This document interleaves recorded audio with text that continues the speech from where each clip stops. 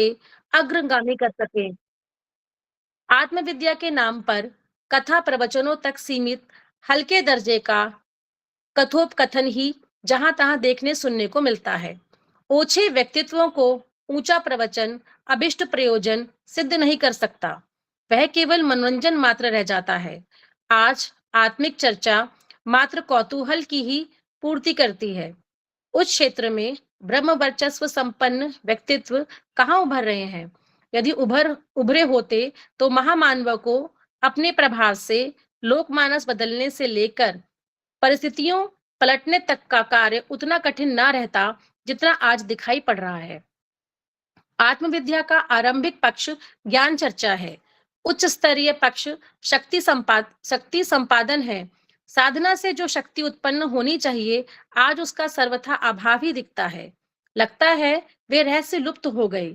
यदि होते तो सामर्थ्य संपन्न ऐसे आत्मवेत्ता जरूर मिलते जो मानव समाज के अंधकार में उलझे हुए भविष्य को उज्जवल बनाने में, विषम परिस्थितियों को सरल बनाने में कुछ आशाजनक योगदान दे सकें।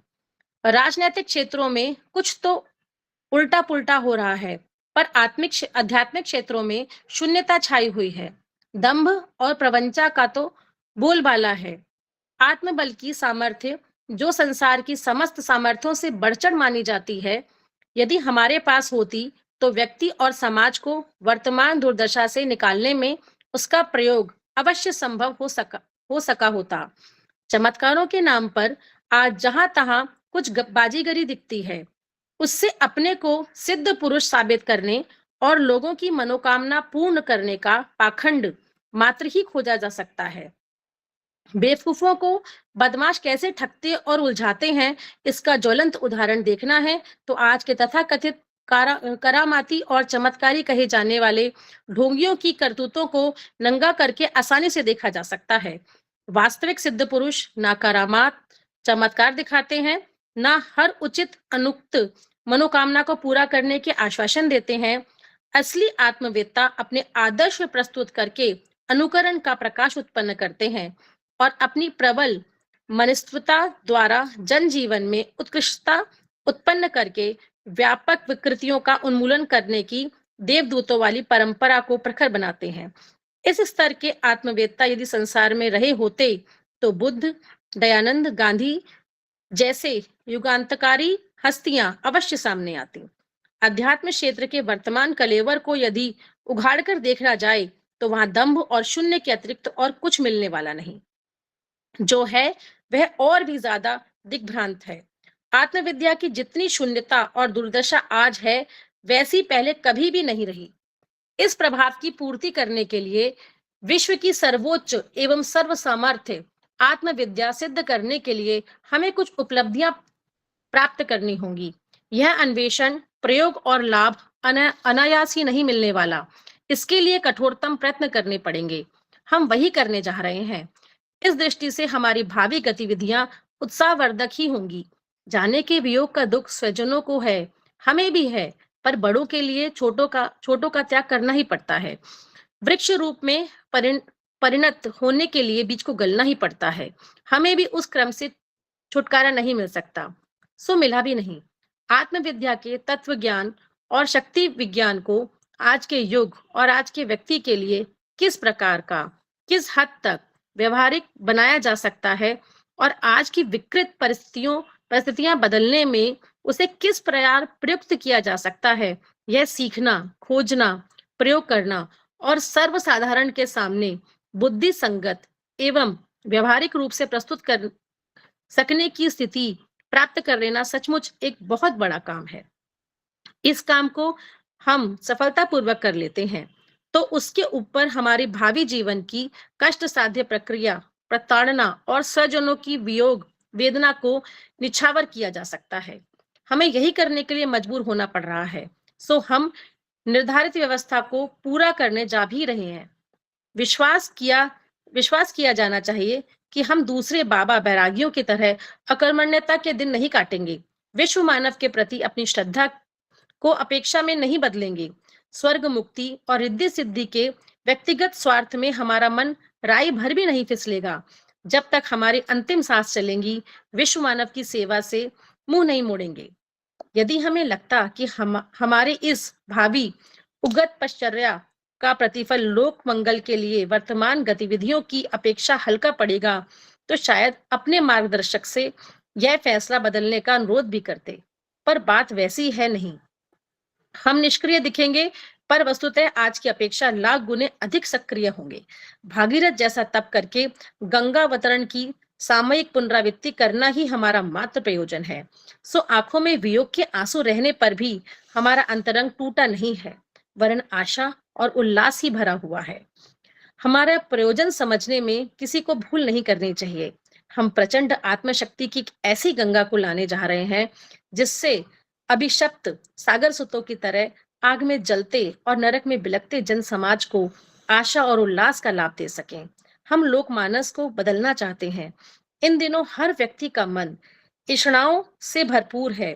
लोग अपनी व्यक्तिगत वैभव और वर्चस्व से, तृष्णा और वासना से एक कदम आगे की बात नहीं सोचना चाहते। उनका पूरा मनोयोग इसी केंद्र बिंदु पर उलझा पड़ा है। हमारी चेष्टा है कि लोग जीने भर के लिए सुख सुविधाएं पाकर संतुष्ट रहें।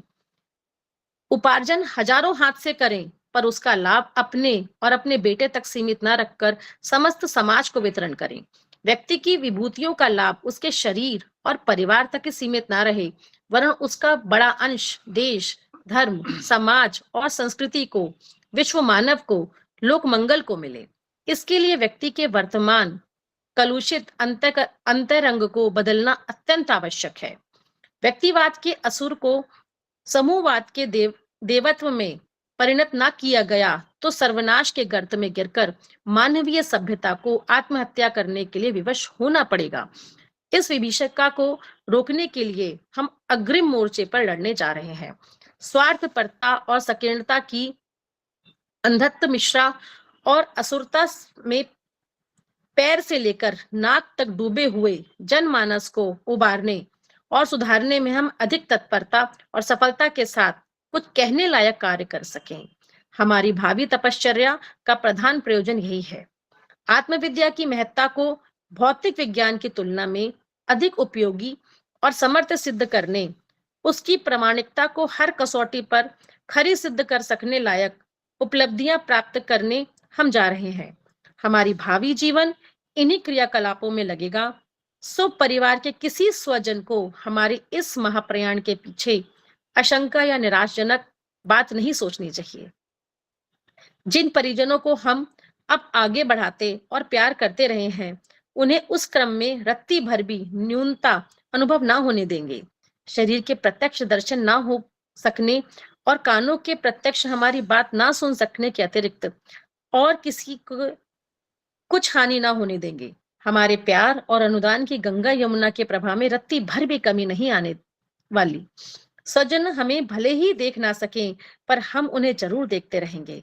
हम अपने पुण्य और तप का एक अंश लोगों की कठिनाइयां सरल बनाने में लगाते रहे हैं, और उस सहृदयता को हम खोने नहीं जा रहे हैं, वरन और भी समर्थ बनाने चले जाएंगे। माताजी हरिद्वार रहेंगी, वे हमारे प्रतिनिधि के रूप में यह कार्य भली प्रकार करती रहेंगी।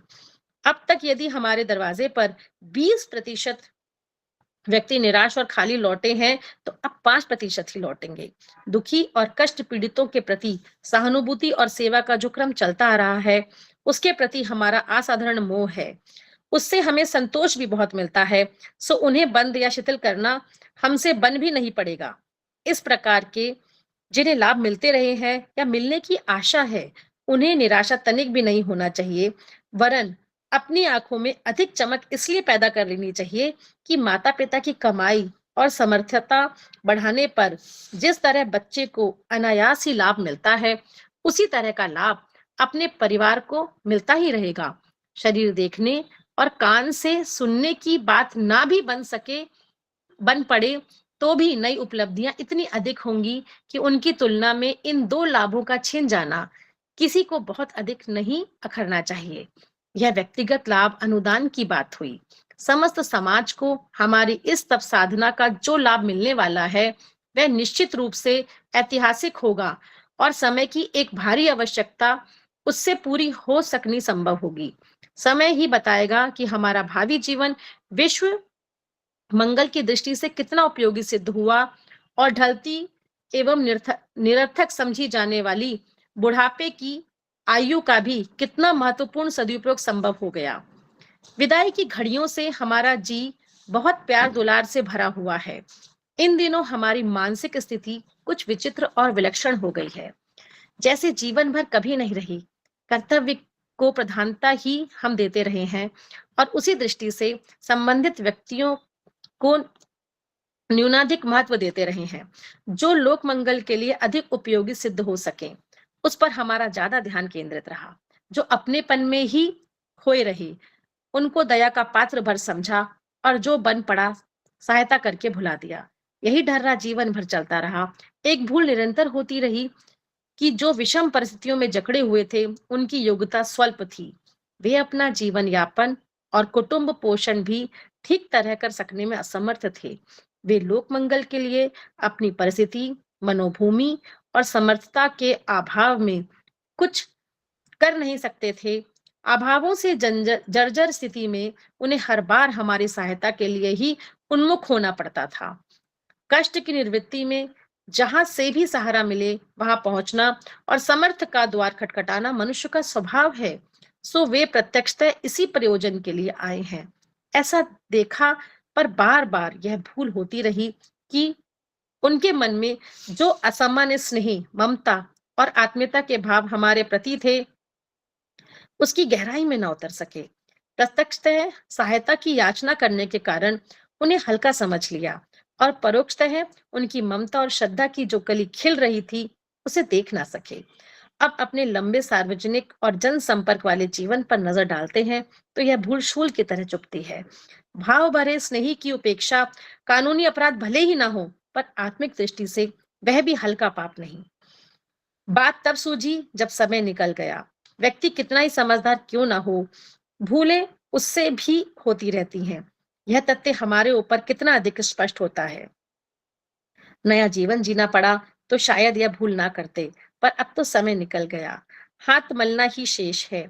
सो जिन किन्हीं के प्रति हम यह भूल करते रहे हैं, उनकी व्यवस्था को स्वार्थपरता समझकर अपेक्षा करते रहे हों, जिन्हें स्नेह और सौजन्य को नगण्य मानते रहे हों, लोक मंगल के लिए कुछ ना कर सकने का या कम करने के कारण जिन पर झल्लाते रहे हों, उन सबको आंसू भरी आंखों और भाव भरी अंतरात्मा से हम क्षमा मांगते हैं।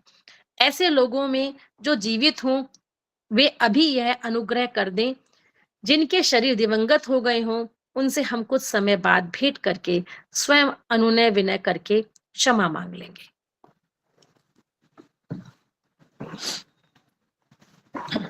जी भैया, सभी को प्रणाम। जी भैया प्रणाम।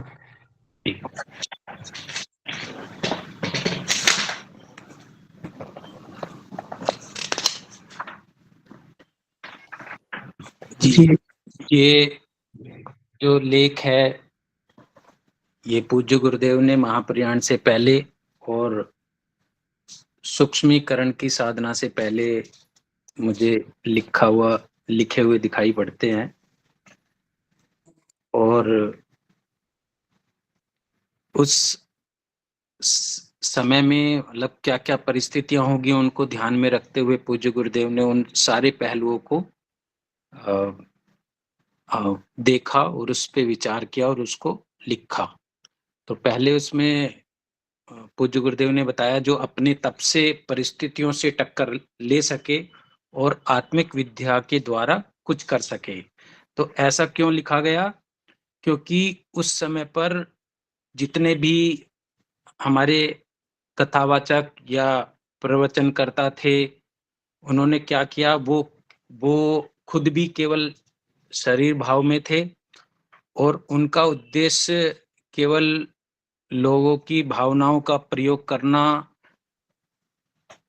प्रवचन जो है वो एक मनोरंजन का साधन बन गया, चमत्कार दिखाना और अपने आप को सिद्ध साबित करना, पैसा कमाना। ऐसा मतलब जो उस समय पे मतलब ये 90-80 के बीच में। तो अब जबकि आत्मविद्या का पहला पक्ष जो है वो ज्ञान चर्चा और दूसरा मतलब आत्मा को ज्ञान के बारे में। आत्मा, हम शरीर ही नहीं है, एक आत्मा भी है जिसका हमें अपनी किसी भी कार्य को करने में आत्मा का भी ध्यान रखना होता है। हम जितने भी कार्य करते हैं वो मतलब शरीर के लिए कर रहे हैं, मतलब व्यक्तिगत स्वार्थ कहिए इसी को, या हमारा जो फोकस है वो आत्मा का ध्यान ही नहीं है। अब कुछ साधक ऐसे आए हैं जो मतलब दोनों पक्षों को लेके चल रहे हैं, पर उस समय पे नहीं होता था। तो उस दूसरा है साधना से शक्ति संपादन कैसा, जो अपने साथ आत्मविद्या के द्वारा शक्ति अर्जित करें और समाज की दिशा धारा को भी बल मतलब ले जा सकें आगे, ऐसी वो शक्ति साधना हुई आत्मविद्या की। तो वो तो पहुंचना दूर की बात थी, क्योंकि पूरा का पूरा समाज ही एक ही लाइन में चल रहा था। आज कुछ परिस्थितियां थोड़ी भिन्न देखने को मिलती हैं, और इसी बीच में पूज्य गुरुदेव ने एक मतलब खास बात कही कि जिसमें मतलब खास तो सारी हैं, राजनीतिक क्षेत्र में कुछ तो उल्टा पुल्टा हो रहा है। इसका अर्थ है कि पूज्य गुरुदेव को आगे जो बताते हैं को ये पता था कि राजनीतिक क्षेत्र में कुछ तो ठीक हो जाएगा, जो आज की डेट में हमें भी कुछ ठीक नजर आता है, राजनीतिक क्षेत्र में ठीक हुआ है। पर वो लिखते हैं कि आध्यात्मिक क्षेत्र में तो बिल्कुल शून्यता ही नजर आती है। तो पूज्य गुरुदेव को इसकी बड़ी पीड़ा थी। आत्मविद्या को कैसे जन जन तक पहुंचाया जाए, इसके लिए उनको सूक्ष्मीकरण की साधना के लिए प्रयास कर रहे हैं, और इस तत्व ज्ञान को और शक्ति ज्ञान को आम लोगों को आम लोग कैसे अपना सकें, इसके लिए उनकी एकांत साधना, हिमालय साधना जो भी है में जाना पड़ा। तो जो लोग दैनिक परिजन भेंट होती थी उसका अवरोध होना भी आवश्यक था। तो उन परिस्थितियों में लोग कैसे कैसे सोचेंगे, उस पर भी पूज्य गुरुदेव ने इस लेख में फोकस किया कि पूज्य चाहते थे कि लोग मतलब इस बीच में इन्होंने थोड़ा सा समाज के लिए भी फोकस किया था कि लोग ऐसा भी चाहते थे कि लोग जीने भर के लिए अपनी सुख सुविधाओं के लिए जीने भर के लिए रखें, बाकी हजार हाथों से कमाएं, और उसको कमाने से मतलब हजार हाथों से कमाना कि वो व्यवसाय भी कर सकते हैं या और भी काम कर सकते हैं या वो खेती भी कर सकते हैं। पर वो जो अर्जित कमाई है उसको केवल अपने पास अपने व्यक्तिगत स्वार्थ के लिए, अपने परिवार के लिए, अपने बेटों के लिए ही ना रखें, उसका बड़ा अंश देश के लिए, समाज के लिए, संस्कृति के लिए भी जरूर लोग उपयोग में लाएं। और महाप्रयाण से पहले पूज्य आश्वस्त करना चाहते थे कि लोग ऐसा ना समझे कि हम केवल एक दिखने वाला शरीर हैं, जो हमारे शरीर के जाने पर आपको किसी भी तरह का मार्गदर्शन या सहायता ना मिले, ऐसा लोग बिल्कुल भी ना सोचें, उनके परिजन या बाकी। और उन्होंने ये भी आश्वस्त किया कि हजारों गुना कार्य हमारे शरीर ना होने पर भी होगा और संभव भी हुआ। बहुत सारे लोग अपने प्रयासों से, मिशन से जोड़ने के लिए लोगों को शांति कुंज लाते थे। जो लोग लाते थे उन्हें भी आश्वस्त करना था कि पूज्य गुरुदेव तो है नहीं, तो वो कैसे उनको मतलब उनका मार्गदर्शन किया कि आपको उन लोगों को भी कैसे संभालना है। तो पहले से गुरुदेव ने जो है श्रद्धा और प्रखर प्रज्ञा के रूप में वहां पर मैं उपस्थित हूं, और वास्तव में मतलब मैं एक मतलब शरीर ना होके यहाँ पर चेतना के रूप में विद्यमान हूँ और यहाँ पर उपलब्ध हूँ। बहुत सारे केवल लोगों की परेशानी सुनकर उनको गुरुदेव के पास ऐसे भी होते थे कि बहुत सारे मतलब हमारे गायत्री परिजन के लोग कि आपको ये परेशानी है, चलिए शांति कुंज चलिए। तो इस जब पूज्य गुरुदेव होते थे तो वो सीधा प्रत्यक्ष मिलते थे और उनके समाधान होते थे। तो अब परिजन भी सोचते थे कि वो क्या सोचेंगे? पूज्य गुरुदेव ऐसा भी सोच रहे हैं कि बाद में कैसी परिस्थितियाँ होंगी और कैसा उनको समाधान मिलना चाहिए।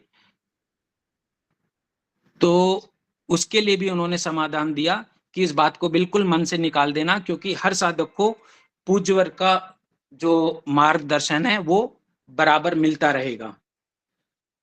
और माताजी जो हैं वो उसके लिए वहां पर जो मिशन जिस स्पीड से चल रहा था उसका हजारों गुना वो स्पीड से और भी आगे बढ़ेगा। और लोगों की जैसे अभी निशी ने बताया कि यदि 20% लोगों की मतलब वो खाली जाते तो अब वो नहीं जाएंगे, वो 5% ही जाएंगे, क्योंकि वो नियति है, परिस्थिति है, उसको उसका भी सिस्टम चलता है। तो मोटा मोटी सार संक्षेप में मतलब मुझे जो समझ में आता है इस पूरे लेख में, जो पूज्य गुरुदेव ने जाने से पहले, महाप्रयाण से पहले जो सोचा होगा, हमारे परिजन कैसा कैसा फील करेंगे, उनको इसमें लेख में पूज्यवर ने कवर किया। और मेरा जो है कि मेरा अपना सार संक्षेप यह, पूज्यवर हमारे साथ हमेशा हैं, थे और रहेंगे। और शारीरिक रूप से ना होने पर भी हमें कभी इस बात के लिए संदेह नहीं करना चाहिए। और मुझे जितना समझ आया यहाँ तक मेरा अपना मैंने इसको रखा। अमन भैया आगे आप इसको देख लीजिए। प्रणाम। जी, बहुत बहुत आभार भाई साहब आपको और दीदी का। बहुत ही सुंदर वाचन दीदी ने प्रस्तुत किया और आपने उसको बड़े ही भाव से जो है उसका सार संक्षेप उसका ये किया। तो गुरुदेव के भाव में अपना भैया भाव आप तो मिला ऐसे ही बोलते हो। जी। अच्छा, तो अब आप इस पे कुछ कुछ प्रकाश डालिए, फिर मैं जो चलेगा उसका जी मतलब मेरी भी प्रश्नोत्तरी रहेगी ठीक। कुछ कुछ जगह के लिए। जी जी जी जी। तो ठीक है, तो मेरा निवेदन है, और भी इसमें भाई बहन जुड़े हुए हैं, तो कृपया अगर वो अपनी बात रख सकते हैं, रखना चाहते हैं इस पे, तो कृपया जरूर रखें जी। या कुछ प्रश्न बनता हो तो जरूर पूछ सकते हैं।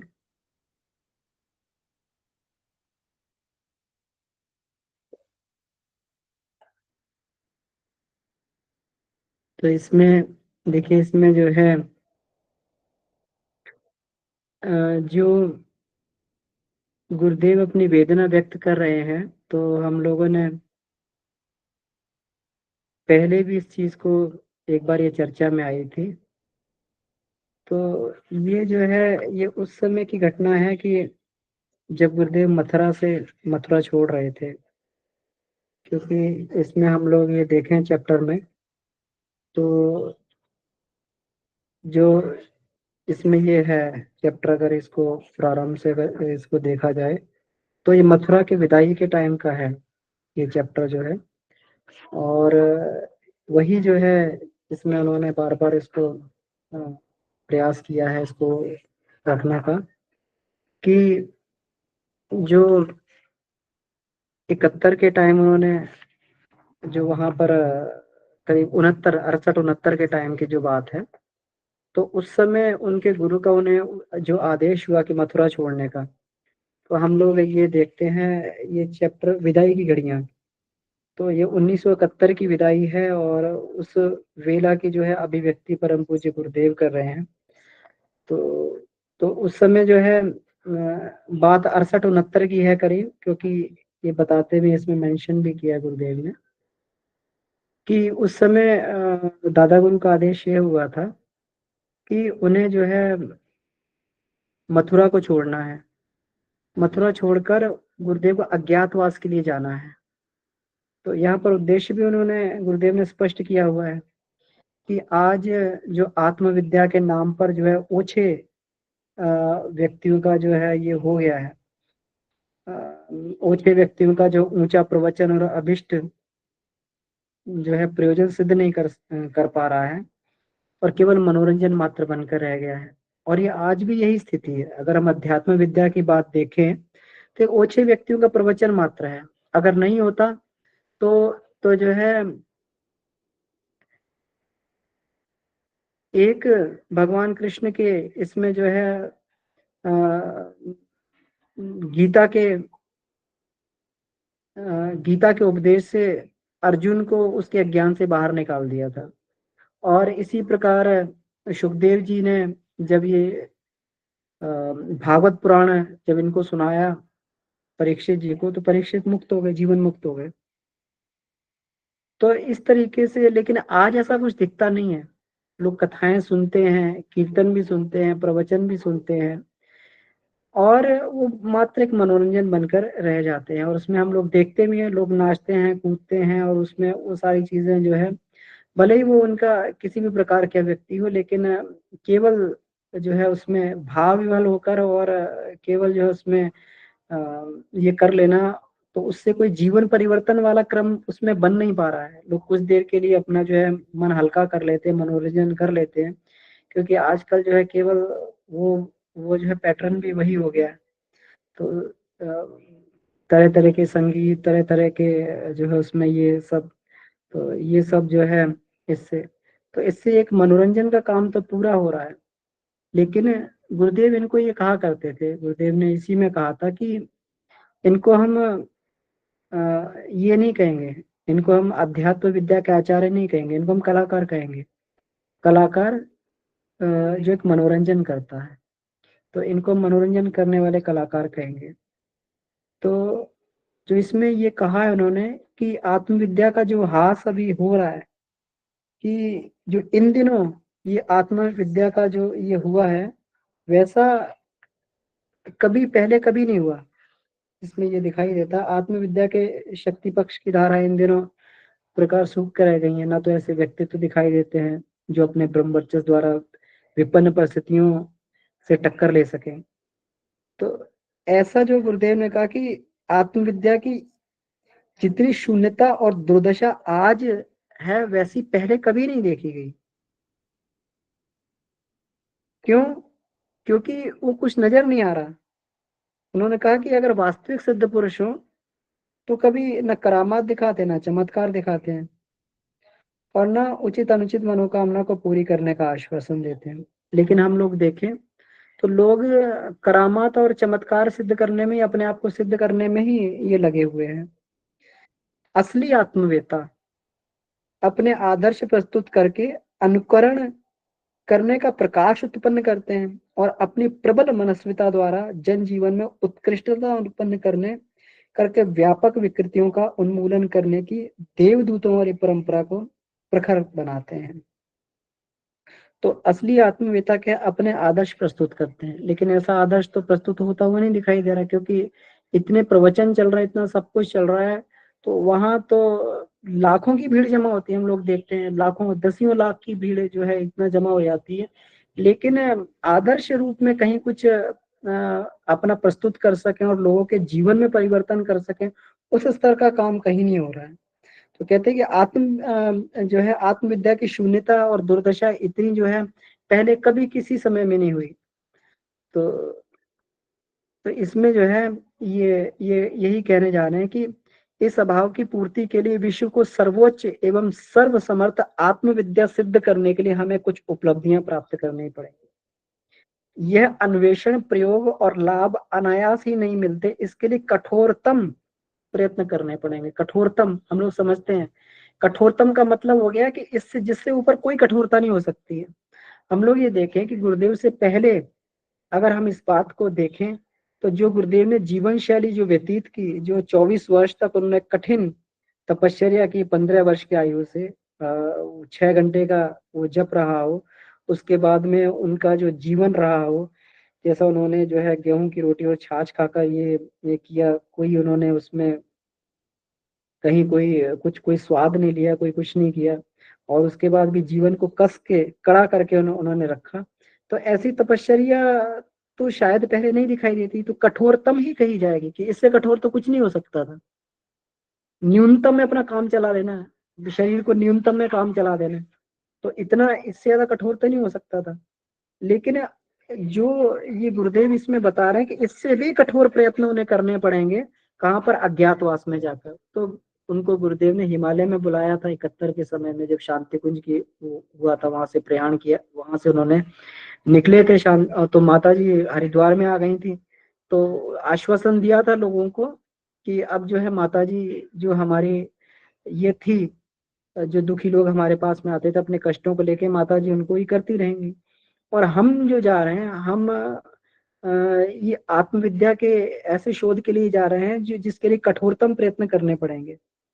आत्मविद्या के तत्व ज्ञान और शक्ति विज्ञान को आज के युग और आज के व्यक्ति के लिए किस प्रकार का, किस हद तक व्यवहारिक बनाया जा सकता है, और आज की विकृत परिस्थितियां बदलने के लिए उसे किस प्रकार उपयुक्त किया जाए, यह सीखना, खोजना, प्रयोग करना और सर्वसाधारण के सामने बुद्धि संगत एवं व्यवहारिक रूप से प्रस्तुत कर सकने की स्थिति प्राप्त कर लेना सचमुच एक बहुत बड़ा काम है। क्योंकि पहले समय में तो ऐसा होता, लोग उच्च स्तरीय साधनाएं कर लेते थे, उनकी मनस्थिति इसी प्रकार की बनी होती थी, कठिन कठिन साधनाएं कर लेते थे। क्योंकि पिछले समय में जो है उन समय में जो है इस तरीके के जो ये होते थे, लोगों के शरीर में तत्वों की विभिन्नता थी, कभी जल तत्व प्रधान, कभी आकाश तत्व प्रधान, कभी ये तत्व जो पृथ्वी तत्व की अपेक्षा थोड़ा सूक्ष्म होते हैं, तो इनमें हेरफेर करना आसान होता है, और हेर फेर करना आसान होता है, तो स्थूल रूप में जो उपलब्धियां और ये मिल सकती थी स्थूल प्रयत्नों से, या जो कष्टकारी तपश्चर्या हो सकती थी, वो आसानी से हो जाती थी। लेकिन आज के समय में क्योंकि पृथ्वी तत्व की प्रधानता और ये जड़ है, तो ये इतना संभव नहीं दिखाई देती।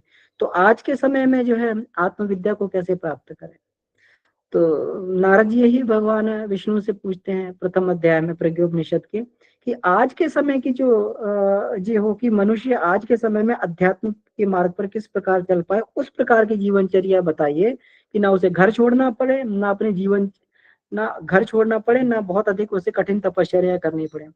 जीवनचर्या में ही थोड़ा सा हेर फेर करके वो जो है वो अनुदान प्राप्त कर ले, जो कभी जो है बड़े बड़े योगियों को, बड़े बड़े तपस्वियों को जो प्राप्त हुआ करते थे। तो उन्होंने कहा कि अब इस युग लायक जो व्यवहारिक और बुद्धि संगत जो होगी, उसके लिए हमें ये करनी पड़ेगी, खोज करनी पड़ेगी, उसके लिए हमें ये करना पड़ेगा। गुरुदेव ने इतनी कठिन तपस्या रहेगी, लेकिन किसी को कहा तो नहीं कि तुम भी 24 साल तक ये करो, तुम भी ये करो। गुरुदेव ने बड़ा क्या बताया हमें, गुरुदेव ने बड़ी सरल सरल चीजें हम लोगों को बताई।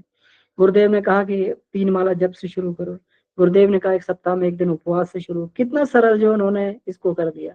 और जो है थोड़ा सा उसके लिए समय निकालो, थोड़ा सा जो है आराधना के लिए, जनमानस के लिए को जो है ऊंचा उठाने के लिए थोड़ा समय निकालो, अपने उसमें दो। कितना सरल जो है गुरुदेव ने अपने कंपैरेटिवली कितना सरल कर दिया। उन्हें मालूम था इतना कर लेंगे तो भगवान की योजना में सहयोगी हो जाएंगे, और इस युग के अनुकूल जो है इतना करने पर उनको उन अध्यात्म के मार्ग में वो प्रवेश कर जाएंगे, उनकी प्रगति होने लगेगी। लेकिन इतना भी हम लोग नहीं कर पा रहे। हम लोग ईमानदारी से सोचें कि हम लोग क्या हमारी उपासना नियमित है, क्या हमारी साधना नियमित है, या फिर आराधना पक्ष हमारा सही चल रहा है। आज हम देखें तो इतना भी शायद कहीं ना कहीं हम लोगों से ये है। तो गुरुदेव ने केवल यही काम किया कि अध्यात्म को व्यवहारिक बनाने के लिए और उसे करने के लिए उन्होंने, इसमें यही वेदना उनके अंदर थी। लेकिन एक पीड़ा और थी, एक पीड़ा यह थी कि जिन लोगों से उन्होंने अपना संबंध, आत्मीयता, प्रेम के संबंध जोड़ लिए थे, अब उनसे इतनी गहराई से जुड़ गए थे कि उनको छोड़ते हुए भी उन्हें कष्ट और कठिनाई हो रही थी। उन्हें छोड़ते हुए उन्हें पीड़ा हो रही थी कि इन्हें छोड़ के हमेशा के लिए जाना पड़ेगा। और गुरुदेव का ऐसा नहीं था कि हिमालय जाके लौट आएंगे, वो हमेशा के लिए था कि अब कभी लौट के नहीं आएंगे। ऐसा उनकी गुरु सत्ता ने उन्हें आदेश दिया कि अब कभी लौट के नहीं आएंगे वहां से। तो ऐसा जो है उन्हें भागीरथी प्रयत्न करने के लिए उन्हें वहां पर ये बोला गया। तो ये जो है यही थी उनकी, लेकिन उन्होंने कहा फिर भी जो है जो ये महत्वपूर्ण काम है उसके ऊपर जो है हम जो है ये सबको न्यौछावर कर सकते हैं, भले ही हमसे अपराध हुआ है। यहाँ एक बहुत सुंदर उन्होंने बात कही है कि बहुत बार ये भूल होती रही कि उनके मन में असामान्य स्नेह, ममता और आत्मीयता के भाव हमारे प्रति थे, उसकी गहराई में न उतर सके, है ना। ये इसमें कहा है कि हमने, अब पता नहीं गुरुदेव किस इसको मनस्थिति से इसको ये कह रहे हैं। उन्होंने कहा कि हमने, वो मांगने के लिए आते थे और हम जो है क्योंकि याचक थे तो उन्हें सामान्य समझ के जो है हम उनको, उनकी याचनाओं को उनको पूरा करते रहे। लेकिन उनके अंदर ये कहा प्रत्यक्ष सहायता की याचना करने के कारण उन्हें हल्का समझ लिया गया, है ना, हल्का समझ लिया गया। और परोक्षता उनकी ममता और श्रद्धा की जो कली खिल रही थी उसे देख ना सके। तो उसमें भी जब उन्होंने सहायता की, जब कोई हमारी सहायता करता है तो हमें, हमारे अंदर भी एक प्रेम का संचार होता है, एक प्रेम का बीज हमारे अंदर खिलने लगता है। क्योंकि जब तक हम वैसा प्रेम का स्वाद नहीं चखें तो हमारे अंदर वैसा प्रेम कैसे पैदा होगा। जब कोई व्यक्ति किसी चीज को चखता है तभी तो कहता है कि इसको घर में बना के ट्राई करना चाहिए, इसको खुद करके देखना चाहिए, है ना। जब स्वाद ही नहीं चखेगा तो कैसे करेगा। जब लोगों ने अहेतुक कृपा और प्रेम का स्वाद चखा तो उनके अंदर भी प्रेम की कली खिलने लगी, वो कली खिलने लगी। और वो जो है वो कली, कहा कि उनकी ममता और श्रद्धा की जो कली खिल रही थी उसे देख ना सके। अब अपने लंबे सार्वजनिक जन संपर्क वाले जीवन पर नजर डालते हैं तो यह भूल शूल की तरह चुभती है कि कितनी गुरुदेव गहराई से इस बात को कह रहे हैं कि भाव भरे स्नेही की उपेक्षा कानूनी अपराध भले ही ना हो, पर आत्मिक दृष्टि से वह भी हल्का पाप नहीं है। भले ही उनके अंदर भाव किसी रूप में भी थे, भले ही वो याचक के रूप में थे, उनसे सहायता मांगने आते थे, लेकिन उन्होंने कहा कि उनके भी स्नेह की उपेक्षा करना जो है कानूनी अपराध ना हो, लेकिन आत्मिक स्थिति पे एक बहुत बड़ा अपराध है। भाव का, किसी की भावनाओं को ठेस पहुंचाना, किसी का उसका जो है ये बहुत बड़ा अपराध गुरुदेव ने इसको ये गिना है। लेकिन फिर भी कहा कि काम बहुत बड़ा है और इसके लिए जो है हमें निकलना ही पड़ेगा, भले ही हमें इसमें ये विरह और वेदना, और भले ही हमें जो है इसको अपने इसको सहन करना पड़े, अपने जो है इसको जो एक ग्लानि के रूप में हमें इसको ये करना पड़े, लेकिन फिर भी हमें जो है इसमें ये आगे बढ़ना पड़ेगा। उसका भी हमें प्रसन्नता है कि जो काम करने जा रहे हैं वो भागीरथी प्रयत्न है और भागीरथी प्रयास है। उसके लिए जो है बहुत बड़े श्रम की, बहुत कठिन तपस्या की आवश्यकता है। तो उसके लिए भी गुरुदेव की एक प्रसन्नता थी उनके मन में कि विश्व स्तर पे हम जो है उस स्तर का काम करने के लिए जा रहे हैं, अध्यात्म विद्या को फिर जो है विश्व के पटल पर हम स्थापित करने के लिए जा रहे हैं। तो इस प्रकार से गुरुदेव ने कही। ये चैप्टर बहुत बड़ा था, इसको 2 भागों में बांट दिया, तो आधा चैप्टर का आज जो है ये वाचन और किया गया और फिर इसका नेक्स्ट हम लोग इस अगली बार लेंगे। तो मेरा निवेदन है जी मनीषा दीदी, आपका हैंड रेज, आप कुछ कहना चाह रहे हैं।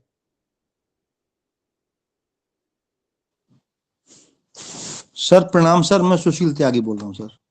हाँ सर, प्रणाम प्रणाम सर। सर जो आज के मेन होस्ट है मेरा, उनसे एक निवेदन है, उनसे एक मेरा प्रश्न है। कौन है आज? श्री जी प्रणाम। प्रणाम प्रणाम। अच्छा सर, श्री अम्बुज जी हैं। शर्मा जी।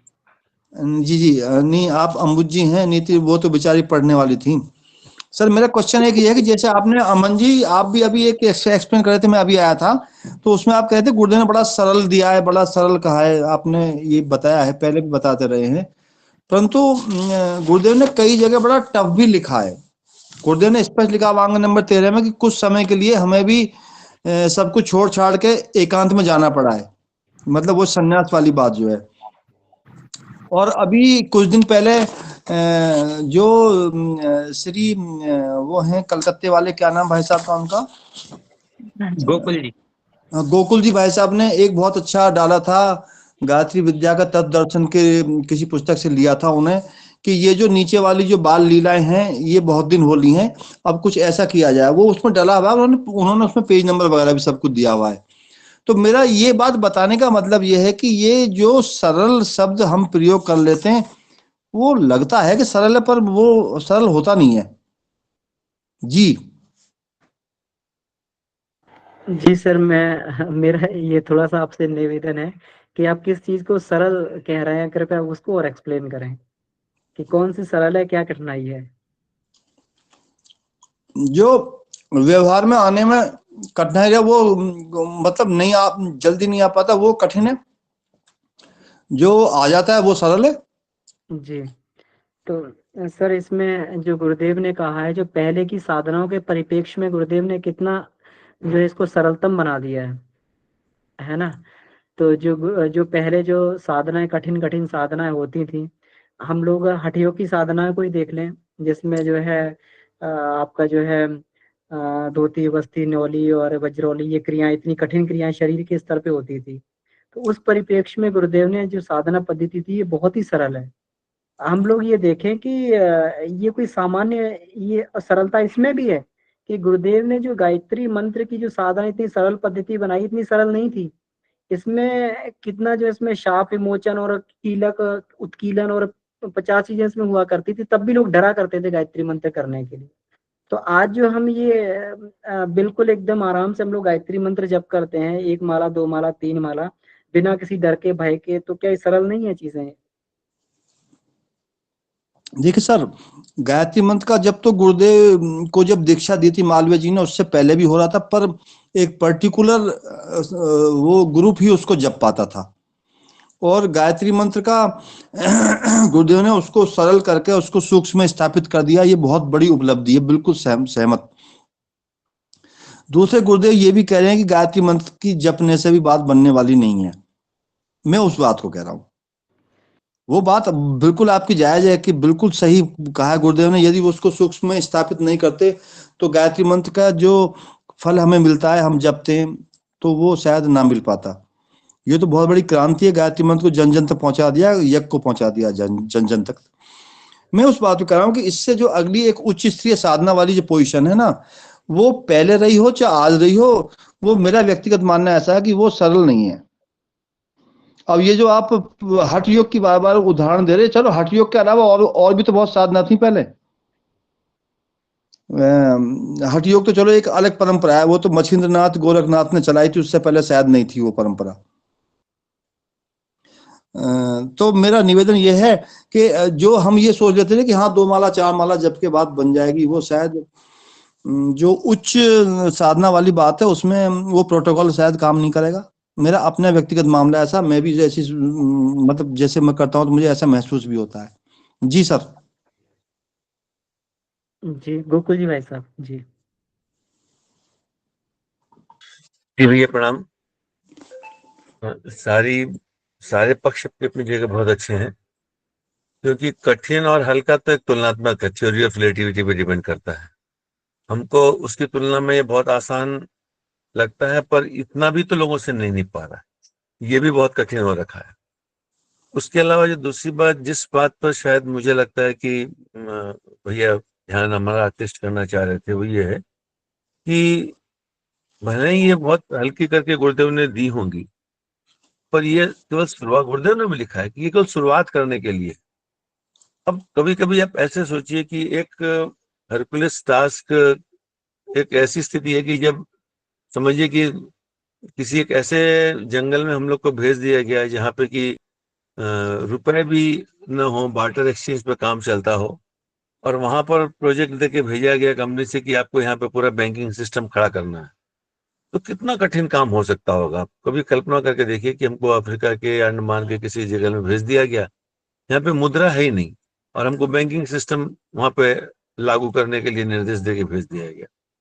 कुछ कुछ ऐसी स्थिति थी कि गुरुदेव, अगर गुरुदेव के जीवन को देखें तो मुझे लगता है कि गुरुदेव ने अपना, उनका कुछ नहीं था, वो ऋषियों का एक अंश थे, जो कि ऋषियों के कार्य के लिए धरती पर आए थे। और प्रोजेक्ट पूरा इतने बड़े लोगों का युग निर्माण का था, 600 करोड़, उस समय के जो 600 करोड़ लोगों के भविष्य में परिवर्तन की बात हो रही थी। तो और 600 करोड़ की जब बात हो रही तो निश्चित रूप में वो लोग भी होंगे युग निर्माण के अंदर में, जब युग परिवर्तन की बात होगी, कि जो युग निर्माण अभियान से किसी तरह भी संबंधित न हो, न जानते होंगे, हो सकता है दुनिया के किसी कोने में रहते हो, पर वो भी युग निर्माण अभियान को न जानते होंगे। इसके अंदर में वनस्पति, वृक्ष, पर्वत, नदियां, अन्य पशु, जानवर सब होंगे, तब तो युग परिवर्तन होगा। ऐसे कैसे होगा? इतना बड़ा टास्क जब दे करके किसी एक को जब भेज दिया गया, तो उसके लिए करने की क्या व्यवस्था रही होगी। और इसलिए गुरुदेव ने लिखा कि आस्था संकट बहुत बड़ा युग का संकट था। उस हम में से हर किसी को उस जमाने में या आज के जमाने में भी देखें तो आस्था संकट बढ़ते जा रहा है, किसी को किसी पर भरोसा नहीं है। ऐसे में गुरुदेव ने काम ये शुरू किया कि तुम जहां हो वहीं से अपनी यात्रा शुरू करने की बात की। अगर भगवान को नहीं मानते हो तो मत मानो, चलो छोड़ दो भगवान। तुम किसको मानते हो? माता पिता को मानते हो, चलो उन्हीं को प्रणाम करके वहीं से करना शुरू कर दो। यज्ञ को नहीं मानते हो, यज्ञ छोड़ दो, चलो दीपक तो जला सकते हो, वहीं से शुरू कर दो। वो भी नहीं कर सकते हो तो चलो ऐसे ही हाथ जोड़ के शुरू कर दो, कहीं से शुरू कर दो।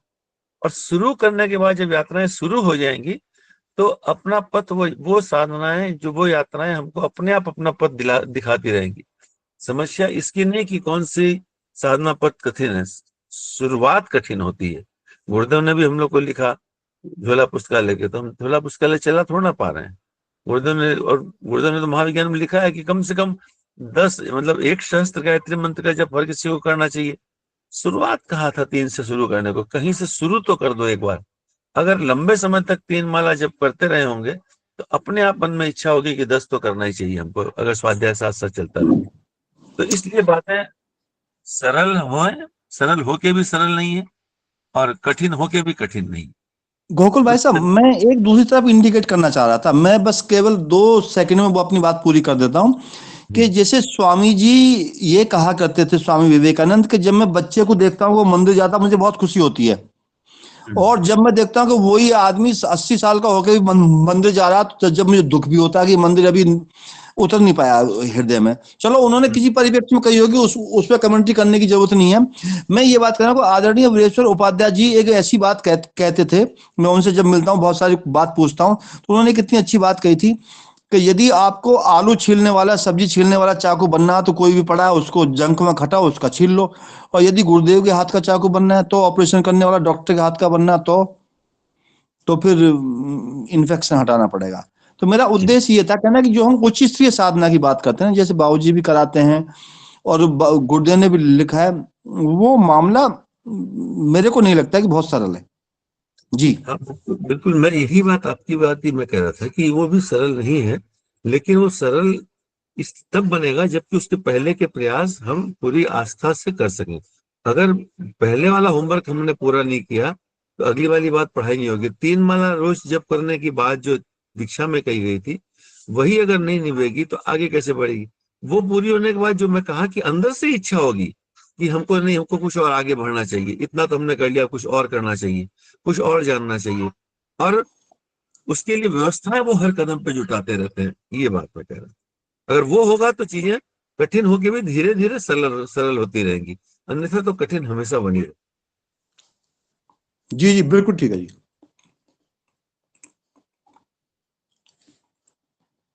जी जी अमन सर।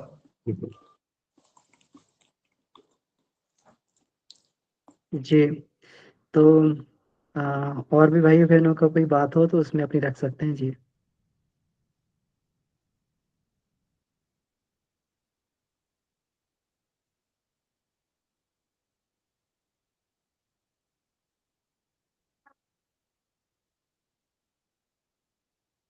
गोकुल जी भाई साहब की बात से बिल्कुल हमें बिल्कुल एकदम, क्योंकि ऐसा ही कुछ हम भी सोच रहे थे कि अगर पहली क्लास का बच्चा अगर ग्रेजुएशन की किताबें देखता तो उसे लगेगा पता नहीं क्या है ये, लेकिन एक इंटरमीडिएट का बच्चा जब ग्रेजुएशन में जाएगा तो उसे बहुत सारी चीज़ें जानी पहचानी लगेंगी।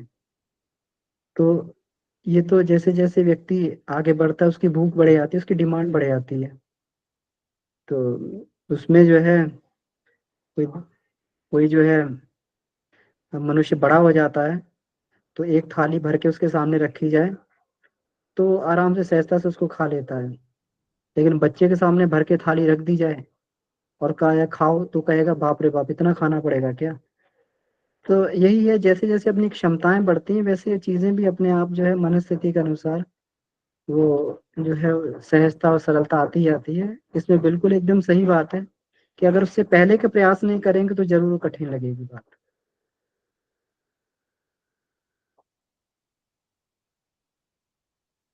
जी, विनायक भैया। जी भैया प्रणाम, सभी को राम राम। जी, भैया प्रणाम। तो इसमें भैया बहुत अच्छा विषय लगा ये। इसमें अंतिम बार हम सब एक बार और मिलने में, तो जो मुझे समझ में आया गुरुदेव जी ने इसमें जो लिखा है उसमें आत्मविद्या को केंद्र में रखकर और बात की है। तो जैसा उन्होंने बताया है कि अगर हमारा उद्देश्य और बड़ा है तो उसके लिए स्थूल से सूक्ष्म की तरफ जाना पड़ेगा। सूक्ष्म की जैसे ही हम जानते हैं व्यापकता और अधिक है, तो उसके लिए बड़ा अच्छा उदाहरण यहाँ लगा मुझे जो गुरुजी ने लिखा। वृक्ष रूप में परिणत होने के लिए बीज को गलना पड़ता है और कुछ बड़ा पाने के लिए छोटे का त्याग करना पड़ता है। तो बहुत बैलेंस लेके चल रहे हैं गुरुजी की। एक जगह बता रहे हैं कि उन्हें उनकी आंख में आंसू भी हैं, पर आगे का जो लक्ष्य है वो आत्मविद्या का और फिर उससे मिलने वाला जो रिजल्ट है वो उन्हें उत्साहित भी कर रहा है। और फिर उन्होंने जो बताया है कि इस समय जो जनमानस जिन विकृतियों से ग्रसित है कि उनका जो केंद्र बिंदु है वो व्यक्तिगत ही है। उनका जो भी पुरुषार्थ हो रहा है, काम पुरुषार्थ, अर्थ पुरुषार्थ, वो सिर्फ अपने स्वार्थ के लिए, अपने बच्चे के लिए या अपने स्वजन परिवार तक ही सीमित रहे। तो उस दृष्टिकोण को कैसे व्यापक बनाया जा सके, उसी प्रयत्न को साधने के लिए उसी दृष्टिकोण को साध्य करके गुरुदेव ने कहा है कि आत्मविद्या के लिए मुझे जाना पड़ रहा है, ताकि फिर उसी आधार पे फिर आत्म विद्या की जो महत्ता है उसको भी भौतिक विज्ञान की तुलना में अधिक उपयोगी और समर्थ सिद्ध करने और उसकी प्रामाणिकता को हर कसौटी पर खरी सिद्ध कर सकने लायक उपलब्धियां प्राप्त कर सके। तो मतलब आज वो हमें दिखता भी प्रामाणिक दिख भी रहा है। भैया ने भी बताया कि आज के समय में जैसी व्यवस्था होती दिख रही है, हम लोग एक साथ बैठ रहे हैं। कहीं ना कहीं मैं स्वयं की भी बात करूं तो इस समय कुछ ना कुछ व्यस्तता रहती थी, उसके बाद भी बैठने का समय निकल जा रहा है।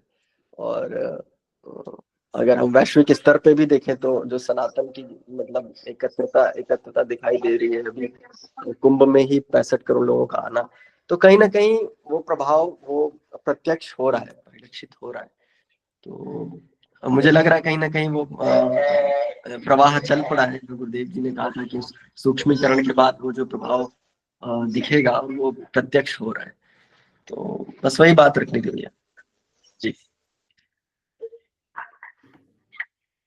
बहुत सुंदर भैया, आपने जो है पूरा चैप्टर का एकदम बहुत ही बढ़िया जो है इसका ये रखा है इसमें। तो वास्तव में बिल्कुल गुरुदेव की इच्छा है कि जो सुषुप्त आत्माएं हैं, जो उनके काम की आत्मा है, वो भी जो है उसमें स्वार्थ में फंसी हुई हैं, तो उनको किसी तरीके से बाहर निकाला जाए। तो उसके लिए गहन और कठिन तपश्चर्या करके वातावरण में गर्मी पैदा की जाए।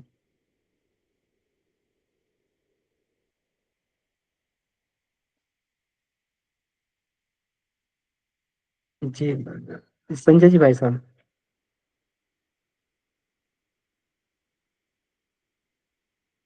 जी, आप अपने आप को अनम्यूट कर लीजिए भाई साहब, संजय कुमार जी।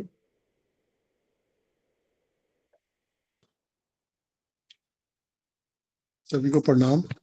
जी भाई साहब प्रणाम।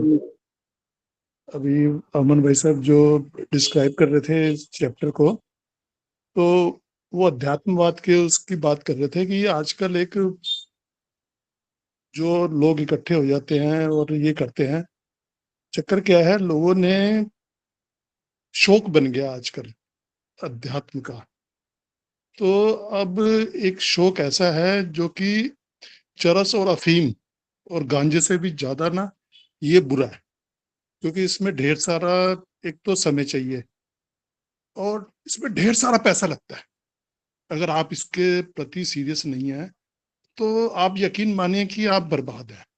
तो गुरुदेव उसी के बारे में बात कर रहे थे कि लोग सीरियस नहीं है और आज भी सीरियस नहीं है। मैं देखता हूँ यहाँ पे लोग जगराते करते रहते हैं अलग अलग। पहले माता के जगराते होते थे, फिर साईं बाबा के, अब पता नहीं कौन से गुरु के, लेकिन ऐसा सीरियसपन दिखाते हैं कि पूछो मत।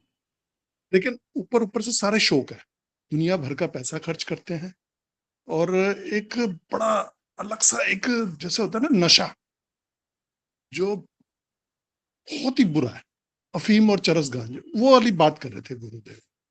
तो उसके प्रति सजग रहने की भी गुरुदेव ने काफी जगह चर्चा की है इसके बारे में। तो यही कह रहा था जी। जी भाई साहब, बहुत सुंदर, बहुत बढ़िया बात आपने बताई कि अध्यात्म के नाम पर व्यक्ति जो है किस प्रकार का ये आजकल जो ये कर रहे हैं। वो भी गुरुदेव ने इस बात को लिखा भी हुआ है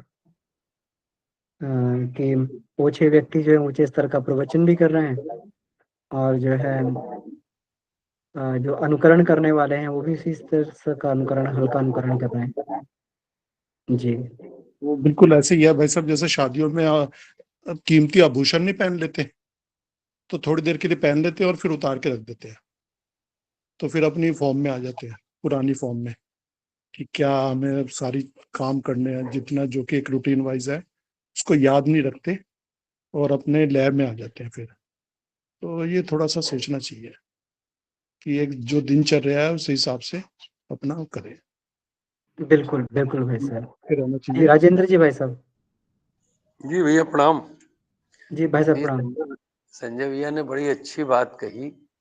थोड़ा सा इसमें भैया एक कंफ्यूजन क्या होता है कि जैसे भजन कीर्तन करना तो बुरी बात है नहीं, या कहीं सत्संग में जाना या जो कुछ है, लेकिन जो इनके आड़ में या जो मतलब हमको तो नहीं लगता ये दुर्भावना इनके अंदर है जो करते हैं इंतजाम, लेकिन वास्तव में ये तो तकलीफ होती है कितना ज्यादा पैसा खर्च करके ये कलाकारों को बुलाना और दुनिया भर का इंतजाम करना।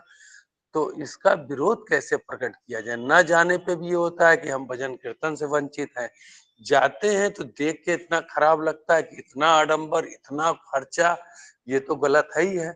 अब उस चक्रव्यूह में आदमी फंसा रहता है कि जाए ना जाए, नहीं जाता है तो भी तकलीफ होता है कि यार इतना बढ़िया भजन था नहीं गए, और जाता है तो वहां का आडंबर देख के तकलीफ होता है।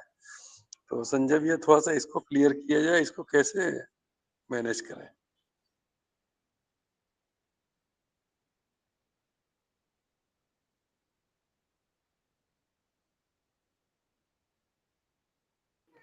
जी संजय जी, भाई साहब समय तो हो गया अभी, लेकिन फिर भी आप जो है भाई साहब के उत्तर को आप ये। जी भाई साहब, तो अभी है टाइम, समय? हाँ, 1-2 मिनट में हम लोग कवर कर सकते हैं इसको जी। हाँ, मैंने देखा है कि जो करवा रहे हैं वो बाहर घूम रहे हैं, व्यवस्थाओं में लगे हुए हैं, खाने पीने की, लोगों को रिसीव करने की, और यानी कि वो भाव ही नहीं है उनके अंदर, और सिर्फ पैसा और बस ये सब मैं देखता हूँ तो बड़ा अजीब सा, यानी कि एक शौक सा है कि सबको बुलाना, सबको इकट्ठा करना, और किसी के भी मन में मैं देखता हूँ कि कोई भी नहीं है ऐसा, सब इंजॉय कर रहे होते हैं, कोई सीरियस नहीं होता, और खूब सारा पैसा खर्च करना, एक शादी त्योहार वाला हिसाब किताब बना है, यानी कि एक शौक है कि करवाना है आज। तो ये मैं देखता हूँ तो थोड़ा सा बड़ा अजीब सा भी लगता है। शर्मा जी, भाई साहब का क्वेश्चन ये है कि करें क्या? ये तो उन्होंने बता दिया कि बड़ा अजीब है, बड़ा ऐसा है वैसा है, मतलब उसे व्यावहारिक रूप में कैसे हम उसका सामना करें? क्या प्रसाद के टाइम जाएं या उससे पहले जाएं? अरे भाई साहब, आपने मेरे मन की बात छीन ली। बस यही आपने बस दुखती उस पर हाथ रख दिया। आप कभी मुझे मिलो तो मैं आपको थोड़ा गहराई से बताऊं इन चीजों को बारे में, प्रसाद कितना टेस्टी बनता है उस समय, कि नहीं खाई होता है, और बस क्या बताऊं मैं आपको, जब आप करवाते हो तो कितना टेस्टी लगता है कि कुछ। लेकिन नहीं वैसे भाई आप साहब, फिर दिल्ली। भजन करने जाए कि ना जाए? जी जी भाई साहब, तो इसमें देखिए समय भी हो रहा है, तो आइए इस चर्चा को जो है हम लोग यहीं पर मेरी मान्यता तो ये भाई साहब ये है कि उससे अगर हमें कोई आध्यात्मिक लाभ नहीं हो रहा तो हमें नहीं जाना चाहिए। बिल्कुल, मैं अगर ये हमारा रूटीन खराब हो रहा है रात में जाके वहां पर और वो सब कोई आध्यात्मिक लाभ नहीं हो रहा तो अपना समय व्यर्थ करने से कोई बहुत ज्यादा फायदा नहीं। जी जी जी बिल्कुल। जी बिल्कुल जी बिल्कुल बिल्कुल। तो ठीक। ठीक है, तो आइए इसी के साथ आज की कक्षा को ही विराम देते हैं। परम पूज्य गुरुदेव वंदनीय माता जी को धन्यवाद करते हुए कल पुनः हम लोग जुड़ेंगे और इसी प्रकार से चर्चा आगे बढ़ाएंगे। आप सभी का बहुत बहुत आभार, बहुत बहुत धन्यवाद। निशी दीदी और अंबुजी भाई साहब को बहुत बहुत हार्दिक धन्यवाद आज के स्वाध्याय और वाचन के लिए। और धन्यवाद भैया। जी धन्यवाद दीदी। ओ